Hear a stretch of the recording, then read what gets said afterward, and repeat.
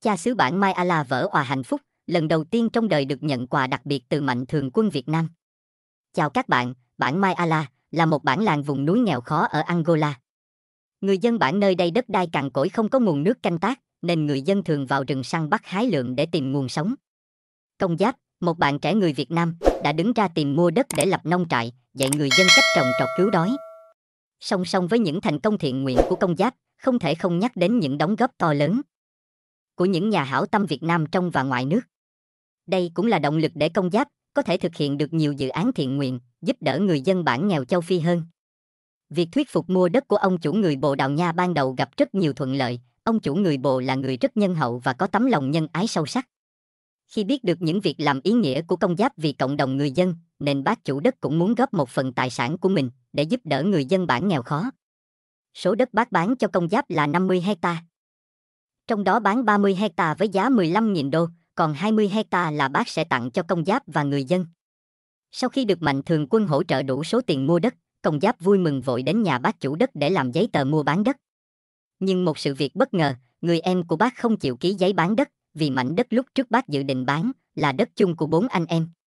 Cho nên, để giữ chữ tín và lời hứa với Công Giáp, bác chủ đất sẽ bán mảnh đất của bác cho Công Giáp. Được biết, mảnh đất của bác diện tích 80 hecta. Bác cũng sẽ tặng 20 hecta như lời hứa ban đầu và bán 60 hecta với giá 25.000 đô, bớt 1.000 đô, số tiền cuối cùng Công Giáp phải trả là 24.000 đô. Hôm nay, hòa chung không khí vui mừng hạnh phúc của người dân bản Mai A-la khi được Mạnh Thường Quân Việt Nam tặng cho cha xứ một chiếc xe máy mới. Công Giáp cũng thông báo tin vui là mảnh đất đã được chốt giá, đang chờ bác chủ đất làm giấy tờ sang tên. Sau đó sẽ tiến hành cho người dân vào làm việc. Được biết, toàn bộ mảnh đất này sẽ đứng tên chung của người dân bản Mai A-la. Món quà chiếc xe máy này thực sự có ý nghĩa rất lớn đối với cha xứ và người dân bản. Nó không chỉ giúp cha xứ trong những công việc cấp bách cần đi lại nhiều, mà còn là nguồn động viên khích lệ người dân cố gắng làm việc vươn lên thoát đói nghèo. Trong bối cảnh vùng núi nghèo khó ở Angola, nơi người dân bản cái ăn còn chưa đủ bữa đói bữa no, sự xuất hiện của Công Giáp và những dự án thiện nguyện của anh đã mang đến một hy vọng mới cho cuộc sống của người dân bản làng châu Phi nghèo khó này. Điều đặc biệt trong câu chuyện này là sự đồng lòng và sự giúp đỡ của những Mạnh Thường Quân Việt Nam.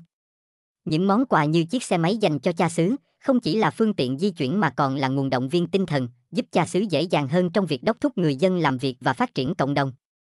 Món quà này mang đậm tinh thần nhường cơm sẻ áo của người Việt Nam, thể hiện tình cảm và lòng nhân ái của dân tộc Việt đối với những người dân nghèo khó ở châu Phi. Việc mua đất từ người chủ đất Bồ Đào Nha ban đầu gặp nhiều thuận lợi nhờ sự nhân hậu và tấm lòng nhân ái của ông chủ. Tuy nhiên, những khó khăn không lường trước đã xuất hiện khi có sự can thiệp từ người thân của ông. Thay vì từ bỏ, ông chủ đất đã thể hiện lòng tin và cam kết của mình bằng cách bán mảnh đất riêng của bác cho Công Giáp. Điều này không chỉ cho thấy sự quyết tâm của ông chủ đất, mà còn là minh chứng cho lòng nhân ái và tinh thần giúp đỡ lẫn nhau. Khi Công Giáp thông báo với cha xứ rằng có nhà hảo tâm người Việt Nam đã giúp đỡ tặng cho cha một chiếc xe máy, cha xứ dường như không thể tin đây là sự thật. Cha xứ tâm sự rằng cha chẳng dám mơ ước đâu con à, một chiếc xe máy, nó quá là nhiều tiền, giá trị của nó quá lớn. Để chứng minh đây là sự thật, Công Giáp có chở cha xứ lên trực tiếp cửa hàng ở thị trấn để chọn mua xe. Khi đến cửa hàng, cha xứ không dám bước vào, vì giá trị của mỗi chiếc xe ở đây thực sự vượt rất xa khả năng của người dân bản. Cho dù họ có làm việc chăm chỉ cả đời, cũng không dám mơ ước để có một chiếc xe như thế này. Ở cửa hàng, chiếc xe nào cũng đẹp, cha xứ chỉ dám đứng từ xa nhìn mà không dám sờ vào xe. Nhưng sau khi Công Giáp giải thích tất cả đều là sự thật, và để toàn quyền cha lựa chọn một chiếc xe thật ưng ý nhất. Lúc này, cha xứ thật sự xúc động nghẹn ngào, từng giọt nước mắt tuôn rơi trên gương mặt của một con người hơn 57 năm đời người chưa dám ước mơ đến điều này. Cha xứ tâm sự, từ khi cha sinh ra đến giờ, chưa lúc nào cha thấy một người khác màu da đến đây giúp đỡ người dân cách trồng trọt cứu đói, tặng những món quà quá to lớn như thế này. Vâng, thưa các bạn, chỉ có những con người Việt Nam máu đỏ da vàng, với tấm lòng tương thân tương ái, lá lành đùm lá rách, mới có thể làm được điều phi thường như thế này, ít quốc gia nào trên thế giới có thể làm được. Nhìn thấy cha xứ nghẹn ngào xúc động khi nhận được món quà vô giá của các Mạnh Thường Quân Việt Nam. Trong lòng tôi cũng vô cùng cảm động. Xin cảm ơn tấm lòng của Công Giáp, Sơn Thạch và nhà hảo tâm người Việt Nam đã mang lại nụ cười và cuộc sống ấm no cho những bản làng nghèo khó ở Angola châu Phi. Không có từ ngữ nào có thể diễn tả hết những sự tuyệt vời của các Mạnh Thường Quân Việt Nam đã chung tay góp sức cùng Công Giáp giúp đỡ người dân bản nghèo. Công Giáp cũng đã trao đầy đủ các loại giấy tờ xe cho cha xứ, để hôm sau cha mang lên huyện để cấp biển số. Nhận giấy tờ xe từ tay Công Giáp trao tặng, cha xứ không giấu được sự hạnh phúc to lớn này. Cha cảm động tâm sự rằng, người Việt Nam các con thật tốt, quả thật gặp được các con, người dân bản chúng tôi được biết đến nhiều thứ, ngỡ như chưa bao giờ có thể biết được. Những ngày tháng thật đáng sống, khi gặp người Việt Nam. Cha xứ cũng không quên cầu mong Chúa sẽ bảo vệ, che chở cho đất nước con người Việt Nam được an lành. Việc cha xứ bản Mai A-la nhận món quà đặc biệt từ Công Giáp và các mạnh thường quân Việt Nam là một minh chứng sống động về lòng nhân ái và tinh thần tương thân tương ái. Đó là những giá trị nhân văn cao quý, vượt qua ranh giới địa lý và sắc tộc, để đem lại niềm hy vọng và sự thay đổi tích cực cho cộng đồng nghèo khó ở Angola.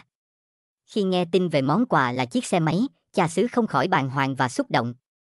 Lời tâm sự của cha xứ, rằng ông chưa từng dám mơ ước đến việc sở hữu một chiếc xe máy, cho thấy mức độ nghèo khó và sự thiếu thốn của người dân bản Mai A-la.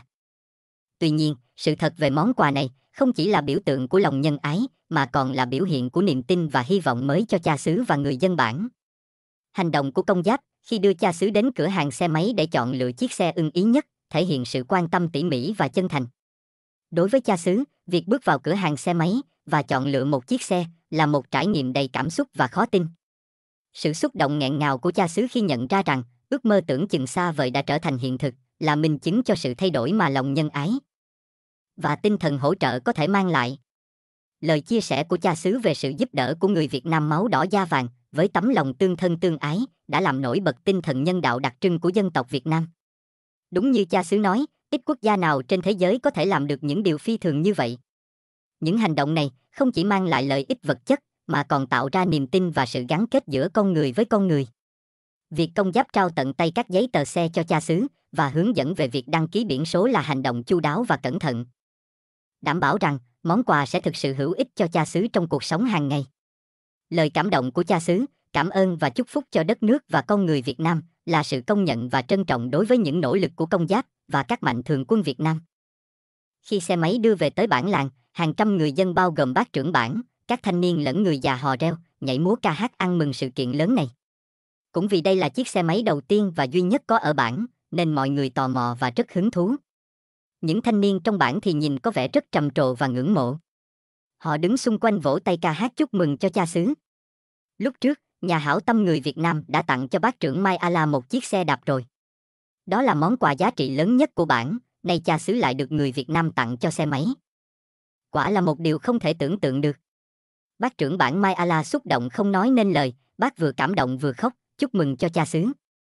Trong giây phút vui mừng này, Công Giáp có tâm sự với bác trưởng bản, cha xứ và tất cả người dân rằng, bây giờ, chúng ta đã có nhà văn hóa mới, đất mới, xe máy mới, xe đạp mới rồi, thì mọi người hãy cố gắng phấn đấu hơn nữa để làm việc thoát nghèo.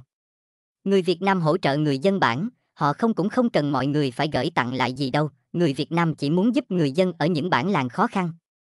Tự vươn lên thoát nghèo là người Việt Nam vui rồi. Đáp lại tấm lòng của người Việt Nam, cha xứ cũng xin cảm ơn tận đáy lòng, từ khi nhận chiếc xe máy đến bây giờ cha vẫn chưa hết hồi hộp, nếu không gặp được những người Việt Nam tốt bụng, thì chúng tôi cũng sẽ không có được niềm vui như hôm nay. Ở đây, cha xứ và bác trưởng bản là những người có uy tín và tiếng nói ở trong thôn bản. Cha xứ và bác trưởng bản sẽ là những người có trách nhiệm rất lớn trong việc hỗ trợ cùng Công Giáp đôn đốc động viên, cũng như phân công nhiệm vụ công việc cho người dân khi làm nông trại sắp đến. Việc tặng những món quà ý nghĩa cho những người đứng đầu bản không chỉ giúp củng cố tinh thần người dân, mà còn tạo ra niềm tin, sự hy vọng của người dân về một tương lai tươi sáng hơn. Sự kiện cha xứ Mai A-la nhận chiếc xe máy từ Công Giáp và các mạnh thường quân Việt Nam đã tạo nên một không khí hân hoan và phấn khởi cho toàn bộ dân làng. Đây không chỉ là món quà vật chất, mà còn là biểu tượng của hy vọng và niềm tin vào một tương lai tươi sáng hơn cho người dân nơi đây.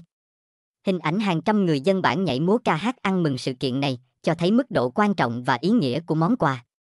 Việc sở hữu chiếc xe máy đầu tiên trong bản là một cột mốc quan trọng, đánh dấu sự thay đổi và tiến bộ trong cuộc sống của người dân. Trước đó, món quà xe đạp dành cho bác trưởng bản đã là một sự kiện lớn. Nhưng chiếc xe máy này còn mang ý nghĩa to lớn hơn nữa, thể hiện sự quan tâm và hỗ trợ không ngừng của người Việt Nam đối với người dân bản Mai A-la. Lời chia sẻ của Công Giáp, kêu gọi mọi người cố gắng phấn đấu thoát nghèo, là một lời động viên đầy ý nghĩa. Điều này không chỉ khích lệ tinh thần lao động của người dân, mà còn thể hiện rõ triết lý nhân đạo của người Việt Nam, giúp đỡ để tự lực cánh sinh, để người dân có thể tự mình vươn lên trong cuộc sống. Việt Công Giáp khẳng định rằng, người Việt Nam không mong đợi sự đáp trả, mà chỉ mong muốn người dân có thể thoát nghèo, đã chạm đến trái tim của cha xứ và mọi người dân trong bản. Đây là tình cảm nhân ái sâu sắc, là sự sẻ chia không biên giới, vượt qua mọi khác biệt về màu da hay văn hóa.